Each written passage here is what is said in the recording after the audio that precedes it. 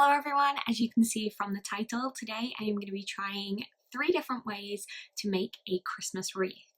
I'm hoping that this is going to become a new series on my channel where I DItry something. So I'm going to try out a DIY that I've never done before. It might be a success, it might be a complete failure. Either way, I'm going to share it with you. I'm going to explain how difficult it was, how long it took, and we can all judge whether or not it was a success. So for today's video, I'm starting off with a DItry that is Christmas themed. So I have got my Christmas jumper dress on. It's covered in snowmen and snowflakes and it's super cute. So I'm feeling all cozy and snug. I think I'm actually going to wear this on Christmas Day today. Christmas Day this year. So I'm going to have a go at making these wreaths. They are Christmas presents for people, so fingers crossed they work out well. I'm going to do 3 different styles, and if they don't go well, Mom, here's the video proof that I did try and make you another Christmas gift. Let's get right into it. So the first thing that I did was head to my local Hobbycraft to pick up some of the supplies that I was going to need. And for this first one, I got a little bit carried away. I was just grabbing all of these different things. They had a bunch of wreath making supplies, and I wanted to go for more of like a natural vibe for this first one. This one is actually for myself. Yes, I said they were gifts, and they are. This one just happens to be for me.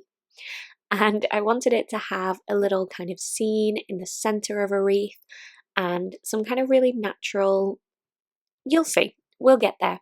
So I picked up some moss, some kind of mini toadstools, some cinnamon sticks, some dried orange peel, also a wreath hanger, which I definitely needed. And I grabbed some of these berries, I think they're cranberries, that's what they look like to me. And then I also headed into the 99p store and I picked up some other bits. So I got some snow spray, some deer tree ornaments, I got some bottle brush trees and some poinsettias. So the only other thing that I brought in that wasn't from my shopping, I brought in some twine, which I'm using here to create kind of a base to build upon just in that bottom section of my wreath. And I also brought in some hot glue, my hot glue gun, and what was the other thing? Ribbon. So I had some ribbon from my stash that I also brought in to use. So I started off with the moss, and I've got everything sped up here just so I can show you kind of a quick overview of each of these wreaths and how they come together. This particular one took me about 50 minutes to make, and it was kind of the easiest, I think, because the frame is already set up and I'm just kind of building a scene and adding some bits around the outside. So I went ahead and did that first of all with the moss, and you can see how that twine just kind of gives me something to stick the moss to and something to build on so I can create my little forest scene. I will stop saying the word scene very shortly. So I was considering wrapping this ribbon around the wreath form, and then I decided against it. I ended up just using it to hang the wreath and also as a little decorative element around that hanging piece. And then I brought in all of the different things that I'd bought so I could have some fun with kind of playing around with each of the pieces and seeing where they would sit. So I think for this wreath, the technique was definitely very much just kind of put and stick. So I picked up a lot of things that were ready-made and you could just go ahead and glue them in place and call it a day. You could probably finish up this wreath a lot quicker than I did. I think a lot of the time was kind of spent just enjoying it and having fun with it and figuring out where each of the pieces would go. I decided to wrap some twine around each of the cinnamon sticks because I liked the way it looked, and if any of that twine pokes through my mossy areas, it will kind of just add some kind of consistency with that. So as I was sticking things down, I tried to work in odd numbers. I added the poinsettia flower or poinsettia flower, and then I also added some of those berries just so I had that red in a couple of places so it wasn't so kind of stark just in that one spot. So here I've got the deers. These are originally tree ornaments, so they're supposed to hang. I just cut away the ribbon pieces that you're supposed to hang them from, and then pressed them into place and added some glue underneath their feet, and also glued them together just to add a little bit more stability.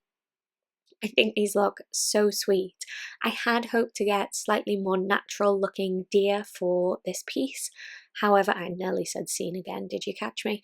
However, I couldn't find any that would fit inside of the frame, and I think these ones are really cute anyway, and because of the whiteness to them and because of the snow on the bottle brush tree, that's actually what inspired me to get the snow spray, which is something I have not used since I was a kid and I was decorating like a Christmas window in my bedroom, so that was fun to kind of play with that as well.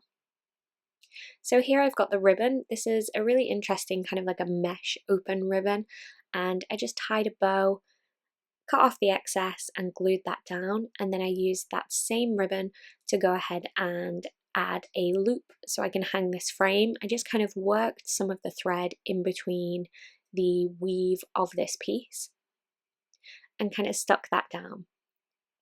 So as I say, I worked kind of in threes for this for an added design element, and I think everything just looks better in kind of odd numbers, so threes or ones.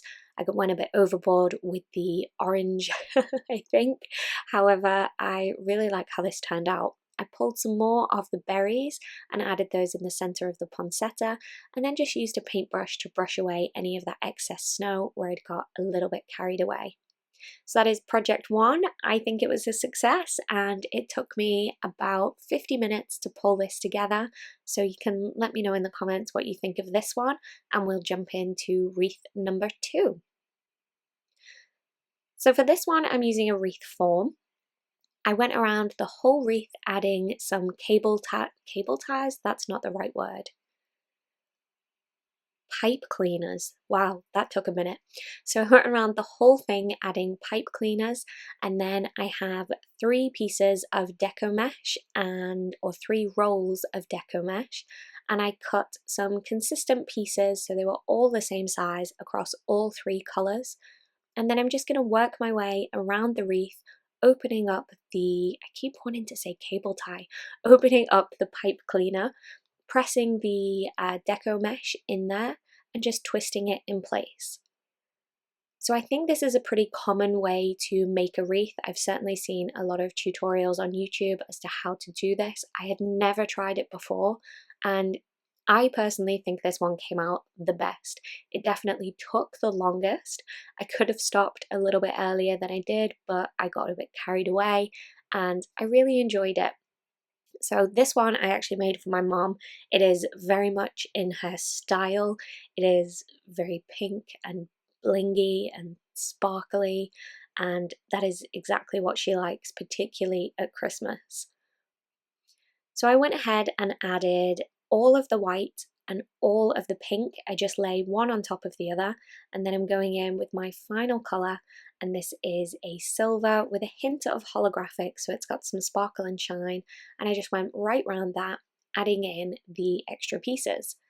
Now, I believe you can actually buy these with the pipe cleaners pre-attached, but I couldn't see those, so I just picked up a regular wreath form and added the pipe cleaners. I think it was maybe 3 or 4 around each section of the wreath, and it really filled out. I think it looks great. It's so very full. I also picked up a pack of pink and silver baubles, and I'm adding those into the wreath in some places just to kind of help it hold its shape and keep its kind of fluffiness, and in some places right in the top so you can see them. So I also grabbed these really large jingle bells and added those with cable ties. I actually mean cable ties this time, it's not a slip of the tongue. I added those in with cable ties, and then I'd also picked up this inexpensive battery operated pack of bell lights. These ones don't make a noise, but they do light up. So we've got the noise from the jingle bells, and then we've got the light from this pack of lights, and I just cable tied the battery pack to the back. So this wreath took about 2 hours. It wasn't too expensive. You can pick up the Deco mesh relatively inexpensively, and the baubles and the bells and the lights I all got really inexpensively online as well. And then we have the third type. So this is a ribbon wreath. Here I used cable ties for the whole thing, and I've got two types of ribbon and I've laid them one on top of the other. I think maybe this would have worked better with three, but I happen to have these two ribbons in my stash anyway. They are wired ribbon, which will definitely work better for this type of wreath. And you want to just work from the outside in, or at least that's what I did here. I'm certainly no expert. This was my first time trying it. And I created 5 ribbon loops per section of the wreath. So I've got one, then I'll do another one. Sometimes I had to grab some tweezers to help me poke those cable ties through. And then when I get to that 5th one, I moved it into the next section. So it kind of went over the bar. I trimmed away any of the excess of the cables, and then it was just time to kind of preen everything. So to pull apart those two ribbons, so instead of them laying one on top of each other, they actually kind of fluff out, and that helps the wreath kind of fill out also. And I just made sure to kind of twist them into the position that I wanted them, and the wire helps them hold their place. So then finally I have a string of lights. These again were really inexpensive, and I think they just add just that little something extra to be able to light up the wreath. And I just pressed those into the ribbon. I actually didn't attach them with any glue. I just attached the battery pack on the back with some more cable ties, but the ribbons were kind of so full and so fluffy that I could just press those wire lights in between the ribbon folds and it would hold in place. Okay, so that is the third wreath, which is for my sister-in-law, finished up. This one definitely cost me the least because I had the ribbon already. The lights were very inexpensive, and the wreath forms actually came in a 2-pack, so bonus. So let me know in the comments below which one is your favourite, whether you like the more natural wreath I made for myself, the really kind of blingy and pink wreath for my mom, or this final wreath, the ribbon wreath for my sister-in-law. Okay, so that is it for today's video. I actually think that all 3 wreaths were a success, which is great. We're starting off DITry on a success, which is wonderful. I'm really pleased with that. I hope you give these a try. If you do, let me know in the comments, let me know how it turns out, and I hope to see you again soon. So if you have any ideas for future DITry videos, let me know in the comments, and I hope to see you back here again soon. Go ahead and tap that subscribe icon if you are new here. And that is all from me today. I hope to see you again soon. Bye for now.